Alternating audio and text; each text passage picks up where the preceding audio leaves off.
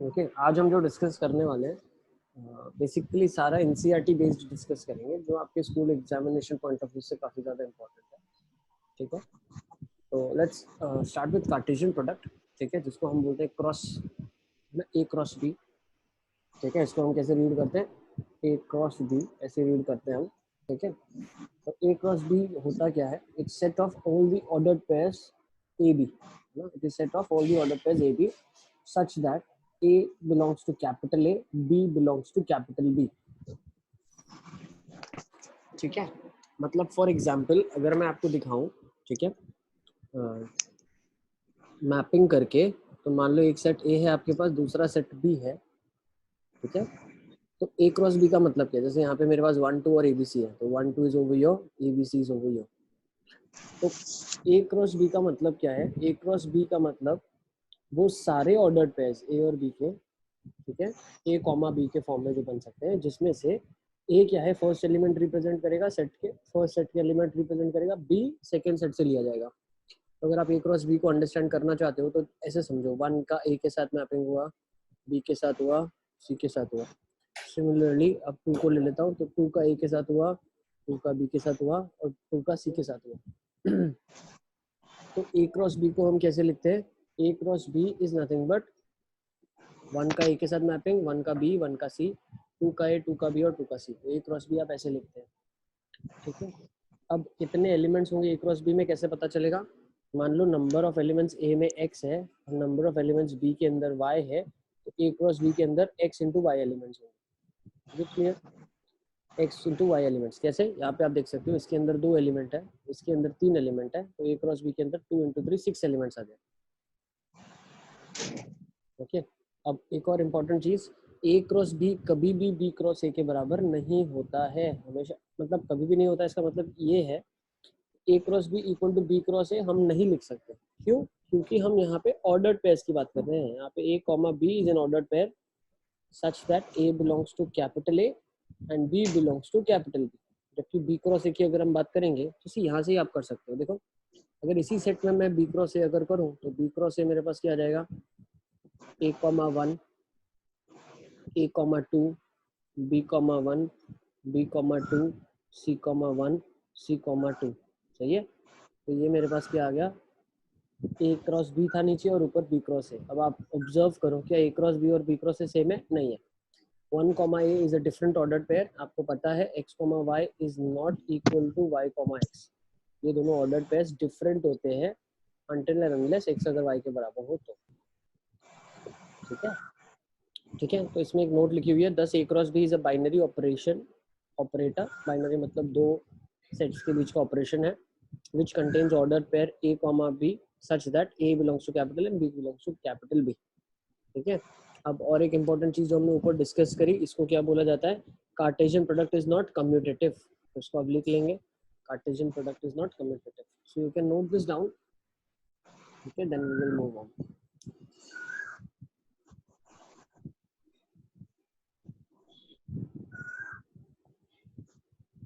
किसी को कोई डाउट है इसमें तो पूछ सकता है।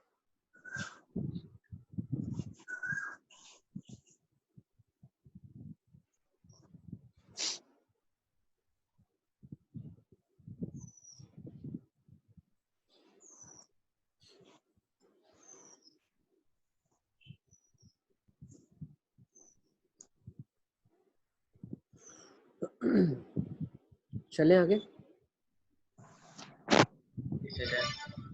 let's move on। What's the relation now? Come to this topic, topic number 2, what is a relation। अब रिलेशन क्या होता है, relation is a subset of A cross B taken in some manner. ठीक है, मतलब किसी भी मैनर में लिया जा सकता है, कोई भी ऑर्डर में ले सकते हैं। ठीक है, मान लो जैसे हमारे पास यहाँ पे ये ए क्रॉस बी है। ठीक है, तो अगर मैं एक रिलेशन डिफाइन करता हूँ, मान लो 1 कॉमा ए और 2 कॉमा बी। ठीक है, तो ये एक रिलेशन हो गया। ठीक है, क्यों, क्योंकि ये आर जो है वो ए क्रॉस बी का सबसेट है। ठीक है, तो वो हर एक रिलेशन होता है जो ए क्रॉस बी का सबसेट हो। ठीक है, तो उसको हम रिलेशन बोल सकते हैं। ठीक है, तो जैसे अगर आप देख सकते हैं, एक एग्जांपल हमने लिया हुआ है, if you can see over here there is an example. let A be the set of students of class 12 of a school and let B be the set of students of class 11 of same school. Now some of the examples of relation from A to B are, कुछ examples A से B के बीच में लिखे हुए हैं. First example क्या है, वो हर ऑर्डर पर A, B बिलोंग करेगा A क्रॉस B को अगर A is a brother of B. Now what will happen is this will form an order pair. जैसे फॉर एग्जांपल यहाँ पे क्लास 12 में एक स्टूडेंट है, मान लो नीरज, ठीक है, और यहाँ पे एक स्टूडेंट है नीरज, एक है एक्सीलेंट, ठीक है. मैं क्या बोलना चाह रहा हूँ, मान लो क्लास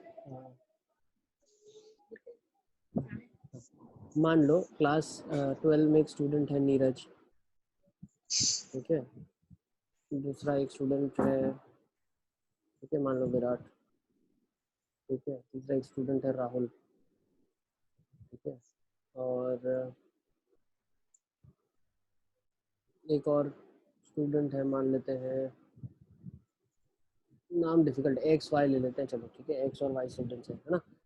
तो ये फीमेल्स हैं, ठीक है, लड़कियां, these are girls, these are boys, ऐसा बोल सकते हो आप.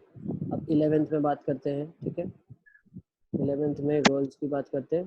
तो इसका नीरज की बहन ए है, ठीक है, विराट की बहन बी है, राहुल की सी है, और फीमेल्स है तो इनके ब्रदर भी यहाँ पे प्रेजेंट है. तो ब्रदर का सेक्शन डी और ई, ठीक है. तो जब मैं रिलेशन बनाऊंगा तो क्या बोल रहा है, आपको इस चीज़ का बहुत ध्यान रखना है. A is the brother of B, मतलब क्या है, ए सेट में से जो एलिमेंट्स आएंगे, ए सेट किसको रिप्रेजेंट कर रहा है, 12th के स्टूडेंट्स. तो ए क्या है, बी का ब्रदर है, ठीक है, ए है वो बी का भाई है. तो ब्रदर कौन हो सकता है भाई, बी सेट में. अच्छा, इसमें हम ऐसा भी बोल सकते हैं, मान लो गर्ल्स में ए बी गर्ल, ठीक है, these are girl. C is a brother, C is a boy, boy भी ब्रदर हो सकता है. अब किस किस को हम ऑर्डर पेयर में बना सकते हैं, ठीक है, तो देख लो कैसे कैसे ऑर्डर पेयर बना सकते हैं. A is a brother of B में नीरज आ जाएगा और ए आ जाएगा, ठीक है. नेक्स्ट क्या आ जाएगा, विराट और बी आ जाएगा. नेक्स्ट राहुल और सी आ जाएगा, ठीक है. लेकिन एक्स डी और वाई ई नहीं आएगा इस सेट में, ठीक है. You will not have x comma d and y comma e, ठीक है. तो भाई बहन जो भी है रिलेटेड, उन सबको सेट में नहीं डालेंगे. हमें जो फर्स्ट चाहिए भाई, ठीक है, is a brother of B. So जो ब्रदर है वो ए सेट का होना चाहिए और बी सेट में जिसका ब्रदर है वो होना चाहिए. कैन बी अ बॉय और अ गर्ल. तो थोड़ा बहुत ही क्लैरिटी आप रखें जब भी ऐसा कुछ अगर आपको होता है. सिर्फ भाई बहन का रिलेशन ढूंढ के सेट नहीं बनाना है. You have to understand A is the brother of B, A first set से है, बी सेकंड सेट से, ठीक है. तो ज़्यादा डिटेल्ड एक्सप्लेनेशन दे दिया मुझे ऐसा लगता है, ठीक है. Now A B such A comma B belongs to A cross B such that A lives in the same locality as B. तो A जो है वो सेम लोकेलिटी B में रह रहा है, तो उसका सेट बना सकते हैं बिल्कुल, है ना. कुछ क्लास 12 के स्टूडेंट्स होंगे और क्लास 11 के जो सेम सोसाइटी में रह रहे होंगे. फिर age of A is greater than age of B, ठीक है. तो वो सारे सेट बना लेंगे A कॉमा B के जिसमें A की एज B से बड़ी है ना. अच्छा, इसको लिखने का तरीका क्या है, ये एक इम्पॉर्टेंट चीज लिखी हुई है, ठीक है. इफ यू कैन सी, अगर A comma B belongs to R है, ठीक है, we say that A is related to B under the relation R, ठीक है, under the relation R and can be written as ARB, ठीक है. ये चीज का बहुत ध्यान रखें आप.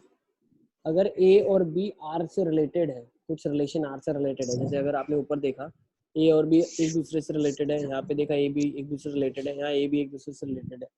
कैसे रिलेटेड है भाई, दोनों सेम लोकेलिटी में रह रहे हैं, तो जो रिलेटेड होते हैं उनको ARB करके लिखते हैं. तो कहीं आपको ARB दिखे तो you should come to know that A is related to B under the relation R. Let's take another question. एक रिलेशन जो दिया हुआ है यहाँ पे 1, B, 2, A, 2, C है, ठीक है. तो मैं बोल सकता हूँ R1 is a subset of A cross B. अच्छा, अब सबसे बड़ा जो रिलेशन पॉसिबल है, जो सबसे बड़ा रिलेशन का मतलब क्या है, जिसमें सबसे ज्यादा एलिमेंट्स है. So A cross B is the biggest element. A cross B itself is the biggest set which will contain all the elements which are there. तो वो रिलेशन सबसे बड़ा हो जाएगा. अब R मिनिमम क्या है, R मिनिमम मान लेते हैं हमारे पास 5 है, ठीक है. R मिनिमम हमारे पास 5 क्यों हो सकता है बताओ, क्योंकि कोई भी एलिमेंट ना हो रिलेशन में, ऐसा भी पॉसिबल है भाई. अच्छा, अब कोई भी एलिमेंट ना हो ऐसा रिलेशन वो हम कैसे डिफाइन करते हैं उसका भी एग्जांपल हम आगे देखते हैं, ठीक है। मतलब मान लो ए डिवीजन है, उसमें सारे लड़के हैं, ठीक है। जैसे यही वाला एग्जांपल अगर हम ले लें, अगर मेरे क्लास 12th में सारे लड़के हैं, ठीक है, और क्लास 11th में, सॉरी क्लास 12th में मिक्स बैच है, लड़के लड़कियां दोनों है, नहीं क्लास 12 में काम करते हैं, मान लेते हैं सारी लड़कियां हैं, ठीक है। Let's take that if I say class 12 all are girls, ठीक है।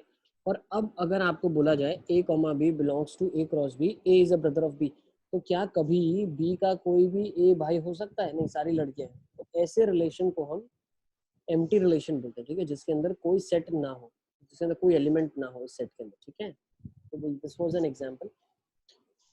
अब फॉर एग्जांपल ए के अंदर 2 एलिमेंट है, बी के अंदर 3 है, ए क्रॉस बी में 6 एलिमेंट्स हो जाएंगे।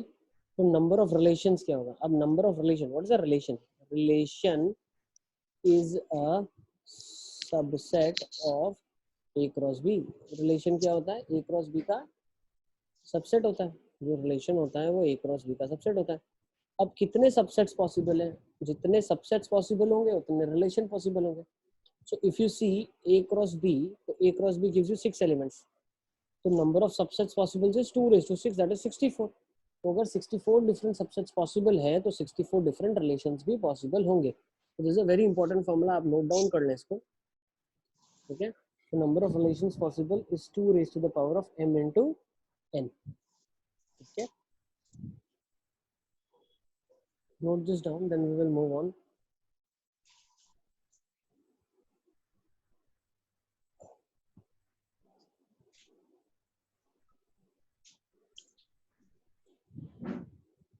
नेक्स्ट सर प्रीवियस स्लाइड का नंबर, अच्छा इसमें ये वाला, इससे हाँ 2 मिनट। आप मुझे बताते रहना, ठीक है, आपके लिए ही सारा चल रहा है। सो इफ योर कहीं लिखना आपका बाकी है तो let me know please sir. Sir हो गया। चलें आगे। हाँ सर। टाइप्स ऑफ रिलेशन में आ जाते हैं, ठीक है। Relation in set A is called a subset of A cross ए, ठीक है। अब हम जो पढ़ने वाले हैं actually different types of relation, तो अभी हम ए क्रॉस बी को स्टडी नहीं करेंगे। ए क्रॉस बी मतलब 2 अलग अलग सेट है। हम जो स्टडी करने वाले हैं टाइप्स ऑफ रिलेशन, वो स्टडी करेंगे ए क्रॉस ए के ऊपर ही, ठीक है। हम जो स्टडी करने वाले रिलेशन वो ए क्रॉस ए के ऊपर ही स्टडी करने वाले हैं, उसी सेट का उसी के साथ क्रॉस कर रहे हैं, ठीक है। अभी क्या लिखा है? A relation in set A is a subset of A cross ए, बिल्कुल, ठीक है। The empty set phi and the A cross A are two extreme relations. Yes, the relation R in set A is मान लेते हैं 1 2 3 4 and it is given by all the elements of A comma B such that A minus B is 10. अब A minus B मतलब A क्या है? ध्यान दीजिए, A क्या है? A belongs to capital A, B belongs to capital A, ठीक है। A B जो है वो कैपिटल A के एलिमेंट्स है। तो क्या कभी 1 2 3 4 में ऐसा पॉसिबल है कोई भी 2 एलिमेंट में लूँ, उनका डिफरेंस करूँ तो आंसर 10 आएगा? अभी पॉसिबल नहीं है, ठीक है। So above is the empty set as no pair A comma B satisfies the above condition A minus B equals to 10, ठीक है। इसको हम क्या बोलते हैं? ये एक एम्प्टी सेट मिलेगा आपको, ठीक है। अब इसी का एग्जैक्टली कॉम्प्लीमेंट बोल सकते हैं, जिसके अंदर सारे एलिमेंट्स आ जाएंगे। तो वो कैसे रिलेशन डिफाइन करोगे? देखो, A comma B such that mod of A minus B is greater than or equal to 0। इसका मतलब क्या है? is the whole set A cross A as all the pairs A comma B in A cross A satisfy A minus B का mod greater than or equal to 0। कोई भी A और B की value आप लेंगे, उसका difference करो, mod लो, तो वैल्यू तो हमेशा ग्रेटर देन और इक्वल टू 0 ही आएगी, ठीक है। Is it clear? तो हम यही बताना चाह रहे हैं कि ग्रेटर देन और इक्वल टू 0 वैल्यू हमेशा आएगी। इसका मतलब हर वैल्यू, हर एलिमेंट इस चीज़ को सेटिस्फाई करेगा, ठीक है। फिर आप 1 1 लो, 1 2 1 3 1 4 2 1 2 2 2 3 2 4 3 1 3 2 3 3 3 4 4 1 4 2 4 3 4 4 all the elements will be there। Is it clear? चलें आगे। Sir 1 minute. हाँ बताइए।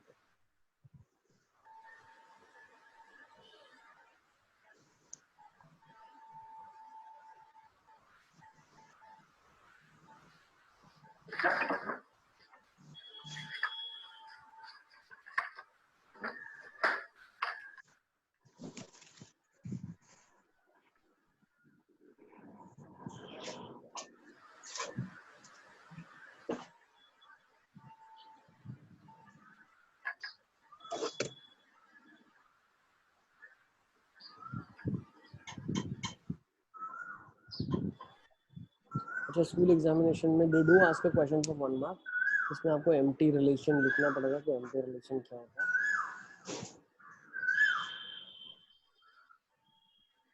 तो एग्जाम्पल्स अच्छे से लिख देना।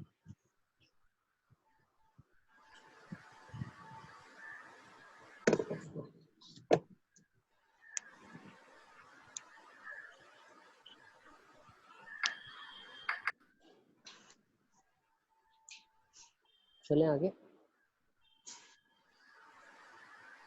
ये इसका done. Sir 1 minute, last line बाकी।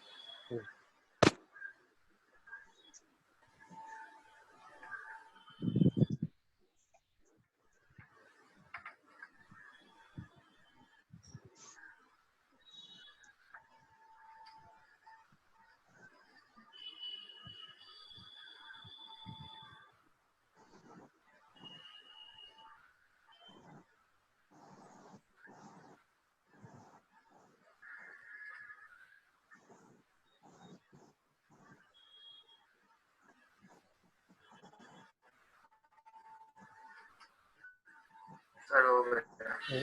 नेक्स्ट, क्योंकि फर्स्ट हमने अभी डिस्कस ऑलरेडी कर लिया, एम्प्टी रिलेशन। ठीक है, if no element of A is related to any element of A, that is R is phi, that's a subset of A cross S, first empty relation. Next is universal relation. A relation R in set A is called universal relation if each element of set A is related to every element of set A, that is R is equal to A cross A. जो relation है वो खुद A cross A के बराबर है, तो वो universal relation होगा। अच्छा, इनको ट्रिवियल रिलेशंस भी बोला जाता है। ठीक है, both empty relation and universal relation are called as trivial relations.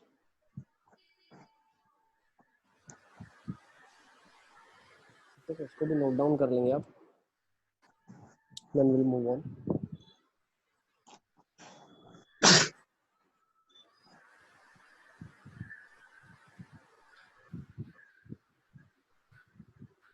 चलें आगे। सर 1 ही मिनट।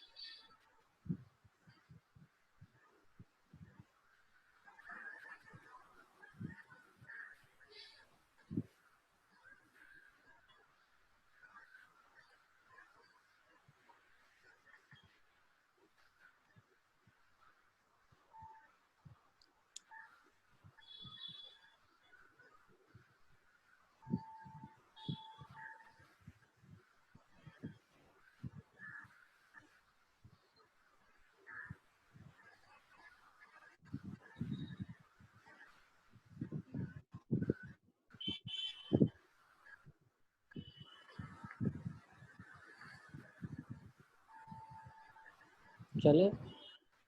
हाँ sir. Okay, next, now inverse of a relation. अब इनवर्स ऑफ अ रिलेशन क्या होता है? सी, हम इनवर्स फंक्शंस में भी पढ़ेंगे। रिलेशन में क्या होता है? Is the order pair b, a such that a, b belongs to R। मतलब अगर एक रिलेशन जो डिफाइन है, ठीक है, अगर एक रिलेशन जो डिफाइन है, that is a, 2, b, 1, b, 3, तो जो इनवर्स रिलेशन डिफाइन होगा वो 2, a, 1, b और 3, b होगा। मतलब वो हर b, a एलिमेंट जिसके वो हर b, a एलिमेंट हमारे सेट में इंक्लूड होगा जिसके लिए a, b ऑलरेडी रिलेशन में डिफाइन है। ठीक है, तो अगर a, b वो रिलेशन को सेटिस्फाई करता है तो उसके कॉरेस्पॉन्डिंग आपको b, a लेना है। ठीक है, मतलब a, 2 है तो उसके कॉरेस्पॉन्डिंग 2, a, b, 1 है तो 1, b, b, 3 है तो 3, b। ठीक है, तो यही लिखा हुआ है। अगर हम बात करते हैं मैपिंग की, ठीक है, तो मैपिंग मैं यहाँ पे कर देता हूँ आपके लिए दूसरा। ठीक है, ये रिलेशन R का मैपिंग है, तो ये R इनवर्स का मैपिंग क्या हो जाएगा? अच्छा, इसको अलग से बनाने की भी जरूरत नहीं है। ठीक है, अगर ये R का मैपिंग है, हम यूजुअली ऐसे ही करते हैं, ये R का मैपिंग है तो ये R इनवर्स का मैपिंग होगा।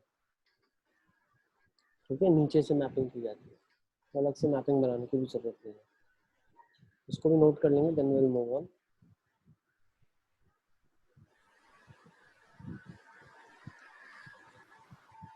तो जो भी फर्स्ट एलिमेंट्स होते हैं उन सबको हम डोमेन ऑफ रिलेशन बोलते हैं। ठीक है, अभी फंक्शन में पढ़ेंगे तो डोमेन ऑफ अ फंक्शन हो जाएगा, रिलेशन में domain of a relation. Okay, domain relation का। ओके, ये सेकंड जो एलिमेंट्स है को डोमेन है रिलेशन का, को डोमेन ऑफ रिलेशन। ठीक है, इसको और क्या बोला जाता है, प्री इमेज बोला जाता है, प्री इमेज, इसको बोला जाता है इमेज। ठीक है, प्री इमेज और image.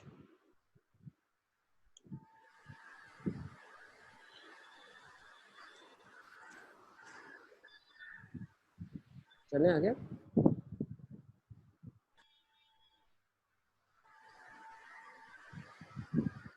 Please go with the next now. ठीक है, क्या लिखा हुआ है, अब देखो काफी इंपॉर्टेंट चीज बता रहे हैं। देखो जैसे फॉर एग्जांपल क्वेश्चन लीजिए हमने, relation R in the set 1 2 3 4 defined by R is a comma b such that b equals to a plus 1 is expressed as a r b। तो अगर ये एक रिलेशन है, मान लो एग्जांपल के लिए हमने एक एग्जांपल ले लिया, तो ये रिलेशन कैसे आप लिखोगे, तो relation a comma b elements contain करता है जिसमें b क्या होता है, a plus 1 होता है। तो अगर मैं a को 1 लेता हूँ फर्स्ट एलिमेंट इसका, तो b 2 हो जाएगा, 2 लेता हूँ तो b 3 हो जाएगा, 3 लेता हूँ तो b 4 हो जाएगा, और 4 लेता हूँ तो b 5 हो जाएगा। ठीक है, क्या 5 होगा, no, not at all possible. क्यों नहीं होगा, क्योंकि आपने a तो 4 रख लिया, b का वैल्यू 5 ले लिया, लेकिन a और b कहाँ पे है, r पे तो है। ठीक है, तो a कॉमा b कहाँ पे है, r पे है। इज इट क्लियर, समझ आ रहा है सबको। So this is not a relation, हाँ sir. This is not a, not an element of the relation. ठीक है, this is not the element, not an element. सिर्फ यहीं पे रिलेशन खत्म हो जाएगा, 1,2 2,3 एंड 3,4। सही है। अब टाइप्स ऑफ रिलेशन में नेक्स्ट टाइप देख लेते हैं।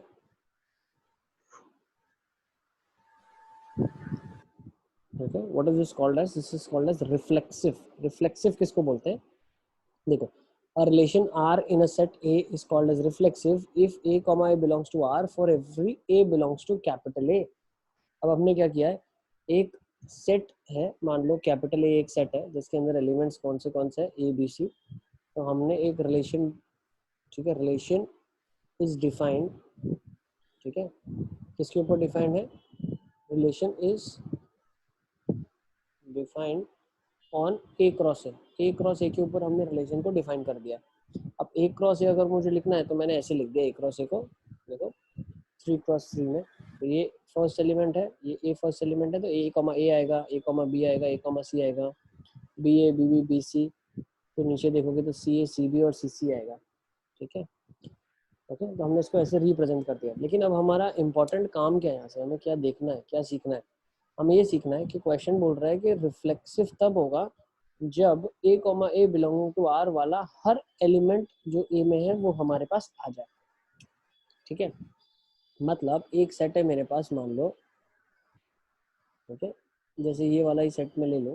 ठीक है, 1 2 3 4 अगर मेरे पास सेट है, ठीक है, ए सेट है, तो रिलेशन जो होगा, relation is a subset of A cross ए। तो मेरे पास जो रिलेशन डिफाइन होना चाहिए वो ऐसा होना चाहिए, 1,1 2,2 3,3 और 4,4। ठीक है, चारों प्रेजेंट होने ही चाहिए। A relation R in a set A is called reflexive if A comma A belongs to R for every A belongs to capital A। मतलब 1,1 2,2 3,3 4,4 होना ही चाहिए। ठीक है, हर अलग अलग अलग डिस्टिंक्ट एलिमेंट्स के लिए। ठीक है, तो जैसे मैं बोलता हूँ अगर मेरे पास सिर्फ ये होता 1,1, तो क्या ये रिफ्लेक्सिव होता, no, it should not have been reflexive. क्यों, 2,2 भी, 2 अगर सेट के अंदर है तो उसको करस्पॉन्ड करने वाला 2,2 होना ही चाहिए। 3 सेट के अंदर है तो करस्पॉन्डिंग 3,3 होना ही चाहिए। 4 है तो 4,4 होना ही चाहिए। इज इट क्लियर, इसको नोट डाउन कर लेंगे, then will go with some examples that we have.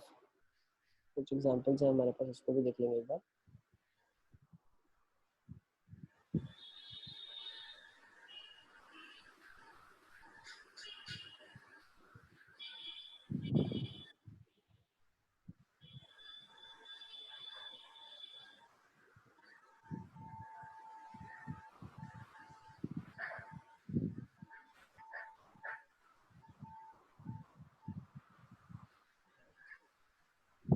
should we go with next?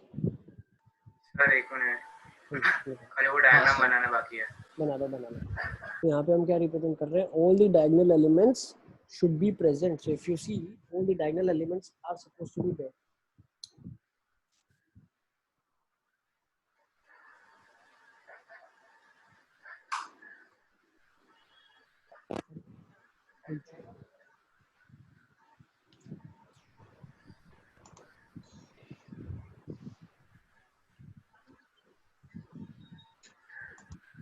Sir हो गया। Okay, let's go with next now. देखिए कुछ एग्जांपल्स है जिनको हम स्टडी कर रहे हैं। Okay, these are few examples that we'll be studying.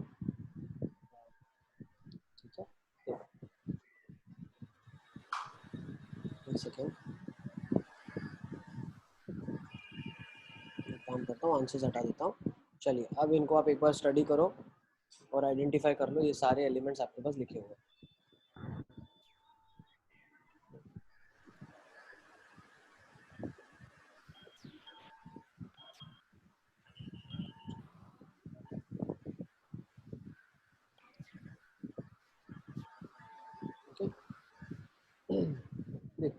R belongs to 5, क्या ये रिफ्लेक्सिव है? Not at all reflexive. No. Reflexive क्यों नहीं है? सी हम किसके ऊपर डिफाइन कर रहे हैं? ABC सेट था हमारे पास, तो हर ABC के कॉरेस्पॉन्डिंग डायगोनल एलिमेंट्स होने चाहिए। नहीं क्या A क्रॉस A रिफ्लेक्सिव है? Yes it is reflexive. Yes. अभी C, C सारे उसमें होंगे ही होंगे। थर्ड वाला देख लेते हैं, A, B, B, C, C, yes it's reflexive. Fourth A, B, B, A, ठीक है कोई प्रॉब्लम नहीं है। A, B, B, what about C, C, not there, reflexive नहीं होगा। A, B, C, there, yes होगा reflexive. A, B, C, AC, no. Is it clear? सबको समझ आ गया? ठीक है, तो फर्स्ट नहीं होगा, फोर्थ नहीं होगा और सिक्स्थ नहीं होगा। ठीक है, फर्स्ट नहीं होगा, फोर्थ नहीं होगा और सिक्स्थ नहीं होगा।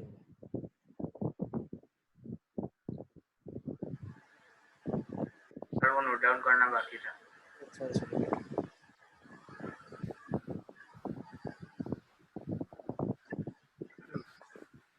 ठीक है, फर्स्ट नहीं होगा, फोर्थ नहीं होगा और सिक्स्थ नहीं होगा।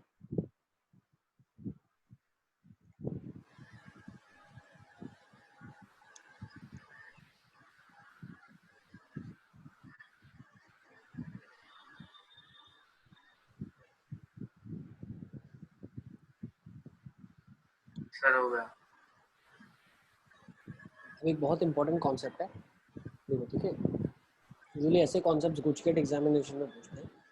ठीक है, देखो क्या है कॉन्सेप्ट है, टोटल हमारे पास जो एलिमेंट्स है वो n स्क्वायर एलिमेंट्स है, n इंटू एन। अब उसमें से n एलिमेंट्स क्या होंगे? डायगोनल एलिमेंट्स होंगे, और n स्क्वायर माइनस n जो होंगे नॉन डायगोनल होंगे। सबको समझ आ रहा है मैं क्या बता रहा हूँ? टोटल अगर आप 3x3 देखो तो उसमें 3 डायगोनल के एलिमेंट्स थे और 6 नॉन डायगोनल एलिमेंट्स थे। अब अगर मुझे उसको रिफ्लेक्सिव बनाना है तो हर डायगोनल के एलिमेंट को प्रेजेंट होना है। So how many ways are there to get all the n elements? n में से n का सिलेक्शन NCN, मतलब एक तरीका है, सही है। अब ये जो 6 एलिमेंट्स हैं, ये जो 6 एलिमेंट्स हैं आपके पास अलग वाले, ये होंगे तो चलेगा, नहीं होंगे तो भी चलेगा, मतलब इनके होने या ना होने से हमें कोई फर्क नहीं पड़ता। तो मान लेते हैं n स्क्वायर माइनस, अब कितने एलिमेंट देखो, n स्क्वायर माइनस n है जनरल में, लेकिन अगर हम लास्ट क्वेश्चन में देखें तो 6 एलिमेंट है। अब 6 एलिमेंट है तो हर एक एलिमेंट के पास कितनी चॉइस है? 2 चॉइस है, either the element can be there or the element is not supposed to be there. So हर एलिमेंट के पास 2 चॉइस है, तो 2⁻6। Similarly n square minus n है तो 2⁻n square minus n. So total number of different reflexive relations of n elements, if n elements are there in a set, is nothing but 2⁻n square minus n. इसको note down करना। Sir ये वापस बताओ। देखो हमारे पास क्या है यहाँ पे, एक्सप्लेन अगेन। हमारे पास देखो लास्ट क्वेश्चन के साथ रिलेट करते हैं, टोटल 9 एलिमेंट्स हैं A क्रॉस n, ठीक है। अब 9 में से 3 एलिमेंट्स ऐसे हैं जो कि कंपलसरी है, होने ही चाहिए, और जो 6 एलिमेंट है वो होंगे या नहीं होंगे उससे हमें कोई फर्क नहीं पड़ता। तो जो 3 एलिमेंट्स होने चाहिए तो उनको सिलेक्ट करने का तरीका तो एक ही है, because they all are supposed to be there. और सेट है वो well defined collection of objects होता है, मतलब 1,2 पहले लिखो या 1,2 बाद में लिखो या 2,3 पहले लिख लो, ठीक है, उससे कोई फर्क नहीं पड़ता। ओके, ए कॉमा ए पहले लिखो या बी कॉमा बी पहले लिखो या सी कॉमा सी लिखो, ऑर्डर डज नॉट मैटर, है ना। Set is a well defined collection of objects. तो 3 एलिमेंट्स के होने की जो डिफरेंट वेज है वो एक ही तरीके से तीनों को होना है, कंपलसरी आना। अब इधर जो 6 एलिमेंट है उसमें हर एलिमेंट के पास 2 चॉइस है, ठीक है। जैसे मान लो इसके अंदर कौन से एलिमेंट्स आ जाएंगे, ए कॉमा बी, ए कॉमा सी, बी कॉमा ए, बी कॉमा सी कॉमा ए और सी कॉमा बी। इसके पास कितनी चॉइस है, 2 चॉइस, इसके पास 2 चॉइस का मतलब है या तो भाई आप होंगे या तो आप नहीं होंगे। अगर आप होंगे तो भी हमें कोई फर्क नहीं पड़ता, आप नहीं होंगे तो भी कोई फर्क नहीं पड़ता। क्यों? क्योंकि रिफ्लेक्सिव ये नहीं बोलता कि बाकी सारे होने चाहिए या नहीं होने चाहिए, वो बोलता है कि भाई सारे ए कॉमा ए, बी कॉमा बी और सी कॉमा सी होने चाहिए, बाकियों का हमें कोई लेना देना नहीं। तो हर एक के पास 2 पॉसिबिलिटीज है। तो 2⁶ is the different ways in which set can be chosen from your and this one. So your answer is 2⁶. तो 64 different reflexive relations बन सकते हैं। So same over here, 2⁻n² minus n different reflexive relations बनेंगे।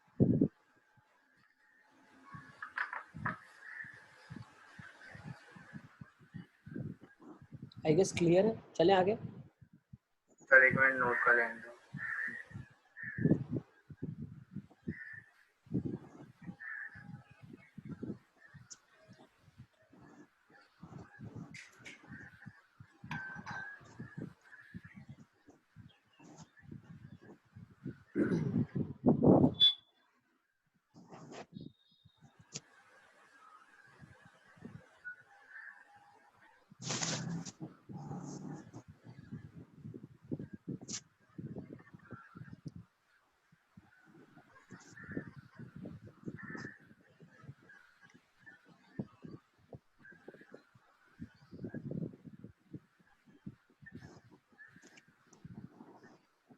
Sir हो गया।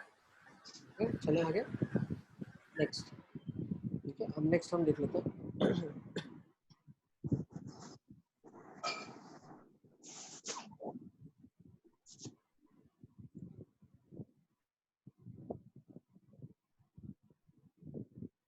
एक second, मैं क्या करता हूँ, एक बार आंसर हटा देता हूँ सारे के सारे। ठीक है, ओके, चलो एक ये है, एक ये है, एक ये है, एक ये है, एक ये है, हमारे पास एक ये है और एक ये है। ठीक है, अब क्या लिखा हुआ है, symmetric relation. Next relation that we are gonna study, symmetric relation. Symmetric relation क्या होता है, it's a relation R on set A, ठीक है, a relation R on set A is said to be symmetric if for all A, B belonging to A, मतलब A, B जो A को belong करते हैं, if A, B belongs to R then B, A belongs to R, मतलब अगर A, B relation में है तो B, A भी रिलेशन में होना ही चाहिए।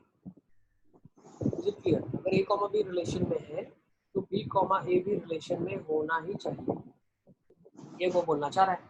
ओके, तो देख लेते हैं कौन से सी, अगर हम इसको देखें यहाँ पे जो हमने रिप्रेजेंट किया है, ठीक है, 3x3 में।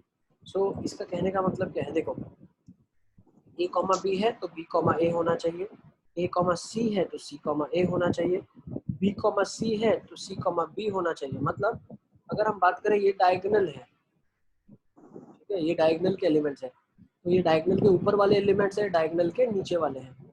तो अगर ऊपर में A B A C B C ये है तो ऑटोमेटिकली बी ए सी ए और सी बी भी होने चाहिए, उनको हम पूछेंगे नहीं या उनके पास ऑप्शन नहीं है। सो ठीक है, they are also supposed to be there.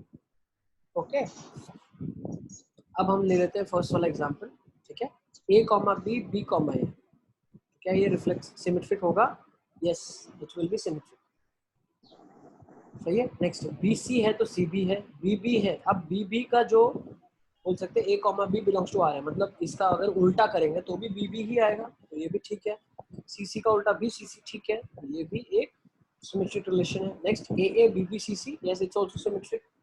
क्या फाई एक सिमेट्रिक रिलेशन है? यस, ये भी एक सिमेट्रिक रिलेशन है। बताओ क्यों? भाई अगर A, B है तो B, A होना चाहिए। अब अगर A, B ही नहीं है तो B, A कहाँ से होगा? ठीक है, तो अगर हम ये बोल रहे हैं कि A, B है तभी B, A की हम बात करें, लेकिन अगर ए कॉमा बी ही नहीं है तो बी कॉमा ए का टेंशन नहीं है, ठीक है। ये हम कोई भी ऐसा वे नहीं है जिससे बोल पा रहे हैं कि नहीं यार ये सिमेट्रिक नहीं होगा, which means it is symmetric. अरे हम ये एक ही साइड की बात कर रहे हैं ना, एक ही साइड की बात करें मतलब बी कॉमा बी है, मतलब बी कॉमा सी है तो वही सेट में सी कॉमा बी होना चाहिए ना। हाँ, इस सेट के अंदर एक ही रिलेशन के अंदर ये दोनों एलिमेंट्स प्रेजेंट होने चाहिए। अब क्या ए क्रॉस ए होगा सिमेट्रिक? हाँ बिल्कुल होगा, क्योंकि हर एक एलिमेंट उसमें आ जाता है। ए बी बी सी ए सी, क्या ये सिमेट्रिक है? बिल्कुल नहीं, क्योंकि ए बी का बी ए होना चाहिए, बी सी का सी बी होना चाहिए, ए सी का सी ए होना चाहिए, सही है ना। और लास्ट भी देख लो आप, ए बी बी ए है, ए सी का सी ए नहीं है, तो ये नहीं होगा। Is it clear? तो लास्ट के दो नहीं होंगे, बाकी सारे हो जाएंगे। नोट डाउन कर लो इसको, बाकी हम नेक्स्ट में कंटिन्यू करते हैं।